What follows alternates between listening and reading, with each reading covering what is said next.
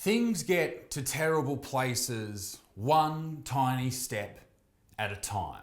Dr. Jordan Peterson said that on Joe Rogan's podcast all the way back in November 2016. What he was explaining was that moments or periods of tyranny, catastrophe, and disaster usually don't happen overnight. If the societal marauder is smart, they will do it gradually. They will take it inch by inch. They will change it so slowly that you'll barely notice the difference. It's very much like the frog in the boiling water. If you throw it right in, it'll jump straight out. If you slowly increase the heat, it won't even notice before it's too late. Combine that change with this strange mass panic, this fear that has been induced into everyone, and you are left with a psychosis that it seems that we've all fell into. And that, ladies and gentlemen, is what has given us these very strange times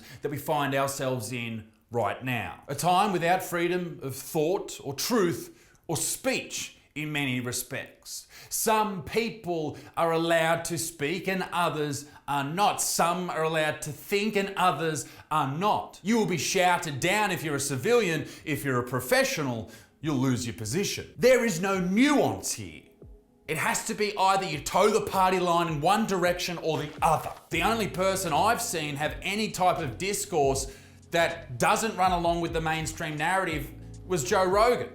And thankfully he has Spotify to put his podcast out there. Otherwise, we would never have seen it. On the 31st of December 2019, we all went to bed, whether it be in the early hours of the morning or early if you're like me and 100 years old. We were probably thinking and planning of the magical year to come, but it never came.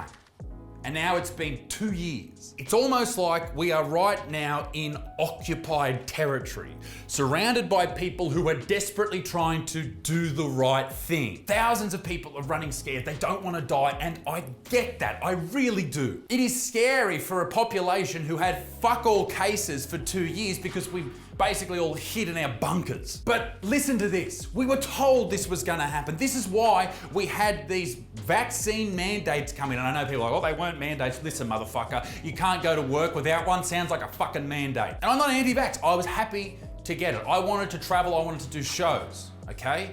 And so I did, I got it. And I understand if you're an older person, if you're an overweight person, if you have comorbidities, that would drastically reduce your chances of survival if you caught this particular thing. I understand why you would want to get the vaccine, right? So everyone in Australia gets the vaccine. Something like 97% of the people who live in this country have the vaccine, at least of the adult population. And what we are told on the nightly news is, hey, once you get the vaccine, everything will be fine, everything will be fine, everything will be fine, we're not gonna die, and life will get back to normal. So what happens? We all get it, all right? So we open up, we go back to relative normal life. And what happens when normal life happens? Fucking diseases get spread, all right? They just fucking do. Now everyone starts getting it. Everyone starts getting the Omicrons, right? And everyone freaks the fuck out. Even though we've been told not to worry about this, to worry about the ICU admissions, all this type of stuff, to actually look at the people who are genuinely sick. No. We freak out about the numbers. And on the news, they freak us out every single day. 100,000 people, 100,000 people, 10,000 people. Next Tuesday, there's gonna be 1 million people. We're all gonna be fucked. But we're not, are we? But ladies and gentlemen, this is the new normal. This constant state of terror is the new normal. The new normal is the most painful fucking phrase that I've ever heard. It is that incremental change that is now so drastic. Oh no, well you see, we've taken this away from you, this away, it's the new normal, fucking deal with it. And that's why I decided to name my tour this year, The New Normal, because I wanted to put a fucking positive spin on it. So I'm going all over Australia and New Zealand in 2022. Come and see me live, ticket link is down below, or go to Butterfield.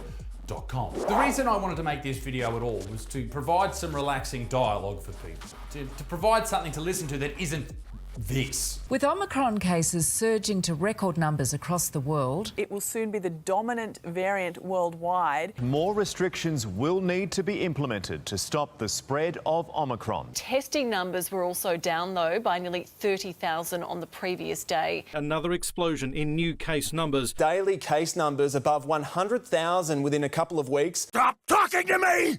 To reiterate, For months we were told, get the vax, you won't die. So everyone got the vax, right? Then it starts spreading. Not many people are dying, but everyone's freaking out. They're freaking out like Maud fucking Flanders. Oh, shut up, Butterfield, you fucking anti-vaxxing fucking dog. Well, listen, mate, I'm not an anti-vaxxer. Happy to do it, right?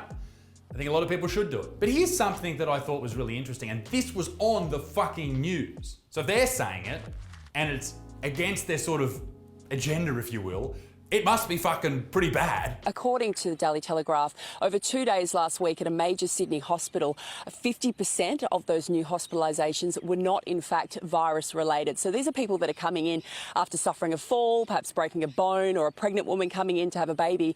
And then on admission, they're being tested positive for COVID. 50 fucking percent. So does that carry across to all hospitals?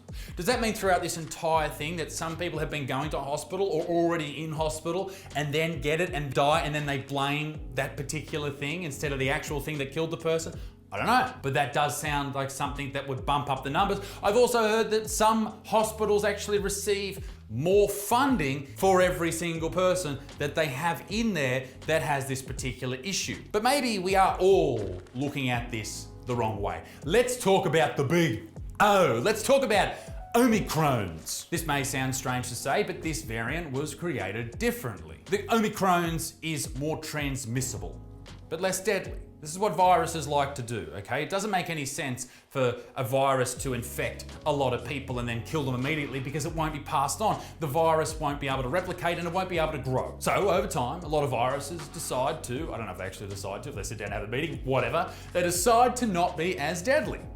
They evolve to grow more. This is what everyone is seeing except for Anastasia Palaszczuk. Now, I couldn't find this video, it wasn't anywhere on the internet, but I remember her saying something along the lines of 2 days after we found out about the South African Omicrons, this is the worst variant, or something like that, based on no medical knowledge. You fucking idiot. Quick sidebar before I go on.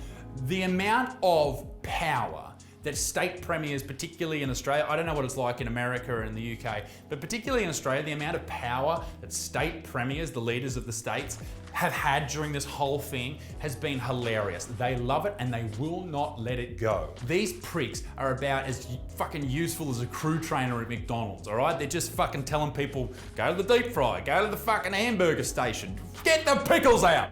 The Omicrons, it's not as bad. Some people have said it's 5 times less deadly, others 30 times. That's the data we're looking at here. We've only seen it for the last 2 months. We will know more as time goes on. My point being, if you are healthy or vaxxed, you should be fine. From the 30 or so people I know who have had this, they had a bad cold, a bad flu, they are fine. If you have comorbidities, then that is fucking tough. I get it. You don't want your grandma to get it. I don't want my grandma to get it, all right?